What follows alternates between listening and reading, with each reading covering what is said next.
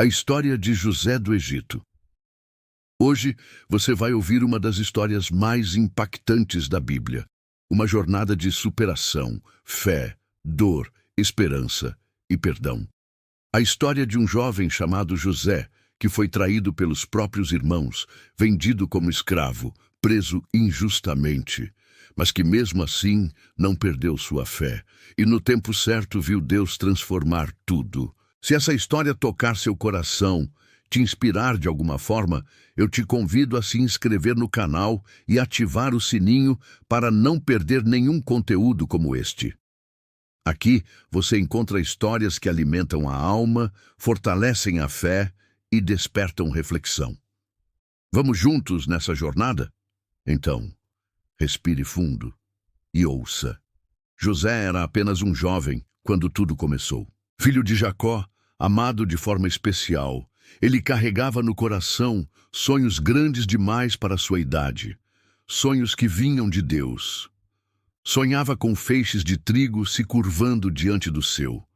Sonhava com o sol, a lua e as estrelas se inclinando diante dele. Ele não guardou esses sonhos só para si. Contou aos seus irmãos. Mas o que ele não sabia era que, às vezes, quando você compartilha seus sonhos com quem não entende o que Deus colocou no seu coração, você se torna alvo de inveja. Seus irmãos passaram a odiá-lo. Não suportavam o olhar amoroso de Jacó para José, nem a túnica colorida que ele usava como símbolo do afeto paterno. Um dia, ao vê-lo se aproximando no campo, tramaram contra ele. Lá vem o sonhador, disseram, e decidiram acabar com ele, mas Rúben, o irmão mais velho, impediu que o matassem. Não derramem sangue, disse ele, lancem-no neste poço. E assim fizeram. José foi jogado numa cisterna vazia, num buraco escuro, frio e solitário. Imagine o coração daquele jovem, de amado, agora rejeitado, de sonhador, agora cativo, de esperança, agora silêncio. E o pior ainda estava por vir. Quando uma caravana de mercadores passou pelo local, seus irmãos decidiram vendê-lo como escravo. Por 20 moedas de prata, José foi levado ao Egito. Aquele que sonhava com liderança, agora era carregado como propriedade. E aqui vem uma pausa de alma. Quantas vezes nós também já estivemos no fundo de poços emocionais, traídos por quem deveria nos amar? Momentos em que parece que tudo acabou, mas José ainda estava dentro da história que Deus escrevia, mesmo sem saber. No Egito, foi vendido a Potifar, um oficial importante do faraó. Na casa de Potifar, mesmo como escravo, José se destacou. Era íntegro, diligente, e Deus estava com ele. Logo ganhou a confiança do patrão e foi colocado como administrador de toda a casa. Mas quando se está de pé, às vezes vêm as provações para testar nossas raízes. A esposa de Potifar tentou seduzi-lo, repetidas vezes, mas ele recusava. Ele preferiu manter sua honra, mesmo que isso lhe custasse tudo, e custou. Falsamente acusado, José foi lançado na prisão. Novamente, de honrado a humilhado, mas mesmo ali, José não se entregou à revolta. Deus estava com ele.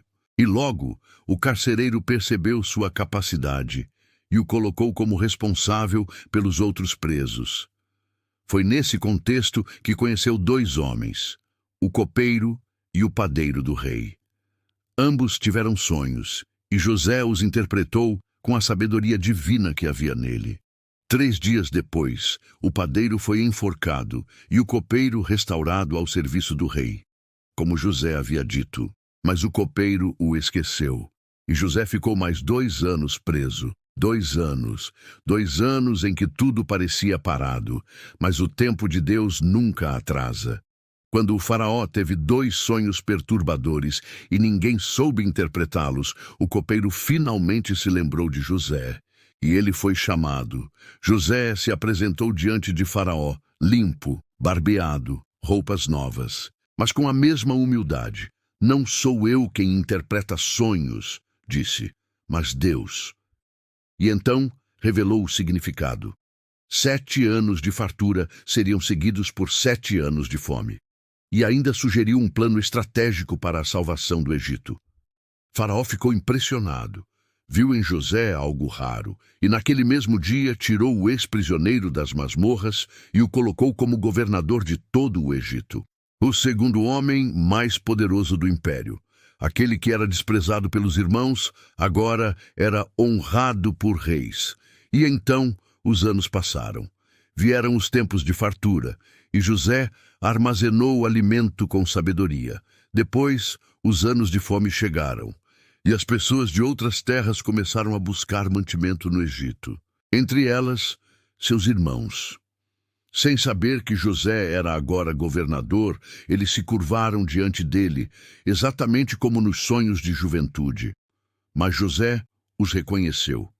E o coração que podia escolher a vingança, escolheu testar. Quis saber se eles haviam mudado. Quis ver se havia arrependimento. E quando viu que sim, chorou. Revelou sua identidade e os abraçou.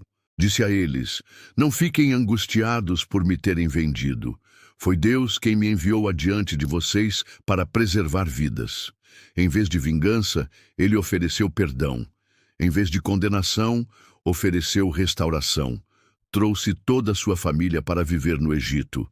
Salvou uma geração. Cumpriu o propósito. E assim termina a jornada de José. De um poço vazio a um trono real.